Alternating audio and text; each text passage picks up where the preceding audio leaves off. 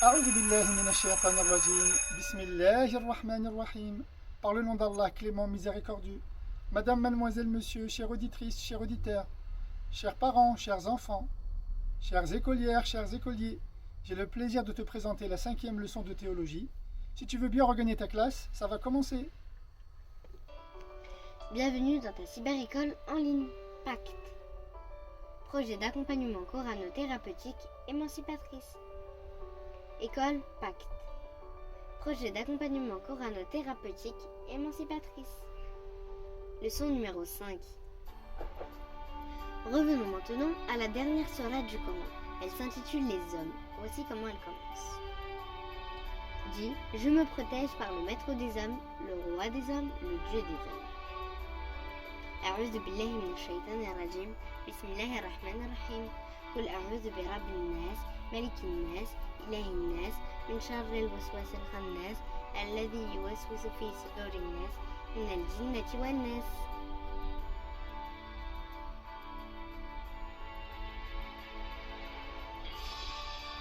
Vas-y. Demande à Dieu de te protéger, car Dieu a les 3 fonctions pour t'accorder sa protection. Il est 1.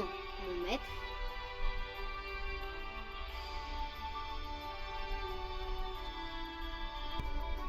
1. Mon Seigneur, 2. Mon maître, 3. Mon roi.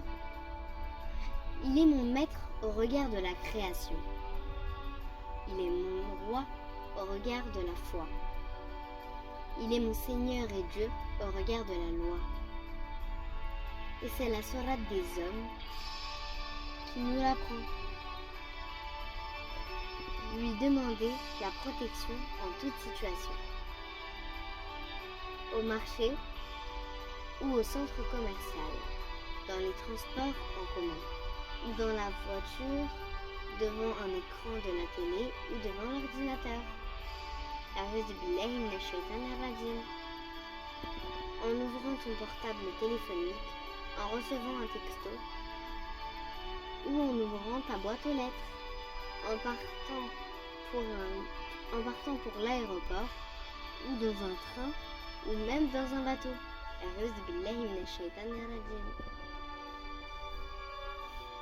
En rendant visite à tes proches ou à des amis, en allant sur ton lieu de travail. أعوذ بالله من الشيطان الرجيم. Lorsque tu traverses une cité ou un jardin, lorsque tu te réveilles d'un cauchemar ou que tu es contrarié. أعوذ بالله من الشيطان الرجيم. Quand tu es en colère ou que tu as une mauvaise pensée, ou encore quand tu as peur, etc. أعوذ بالله من الشيطان الرجيم. Quand tu as une mauvaise pensée sur toi, sur ta femme, sur ton mari, sur un enfant, un proche, un voisin, un collègue de travail. أعوذ بالله من الشيطان الرجيم. Ou avec ton prochain, dans ton quartier ou ailleurs. أعوذ بالله من الشيطان الرجيم. Et surtout, quand quelqu'un s'approche de toi que tu ne connais pas, comme dans le métro ou dans la rue. أعوذ بالله من الشيطان الرجيم. Raison pour laquelle tu dois souvent répéter à haute voix. Je me protège par Allah contre Satan.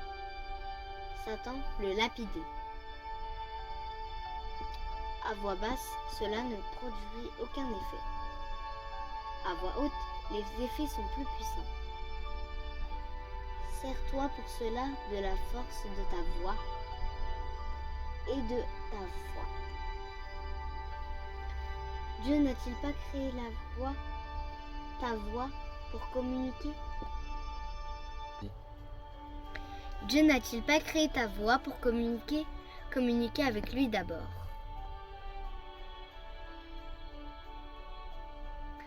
Alors pourquoi ne le fais-tu pas, comme il te le demande?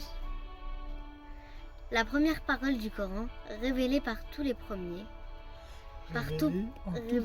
révélée en tout premier, et de nous demander de lire. Et lire, c'est lire d'abord à haute voix. On nous a souvent dit que l'on ne doit pas entendre la voix d'une femme. Quand tu passes devant quelqu'un ou un étranger, tu prononces cette formule à voix basse. Mais bien souvent, tu es seul. Quand tu marches, rien ne t'empêche de la prononcer à voix haute. De la prononcer avec conscience et en faisant entendre ta voix. Shaitan, contrairement à ce que tu dis, contrairement à ce que disent les gens, ne se cache pas dans les détails. Il se cache dans l'invisible. Et il surgit de nulle part. Il surgit de là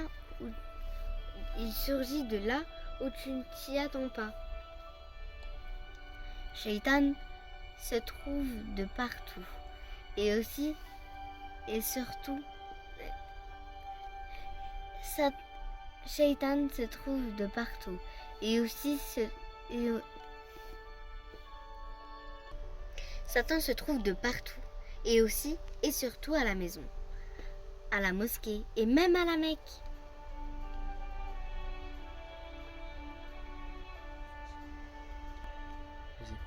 Il a ses entrées de partout. Le filou. Sauf lorsque tu actives cette formule. Cette formule est une parole, une clé de protection.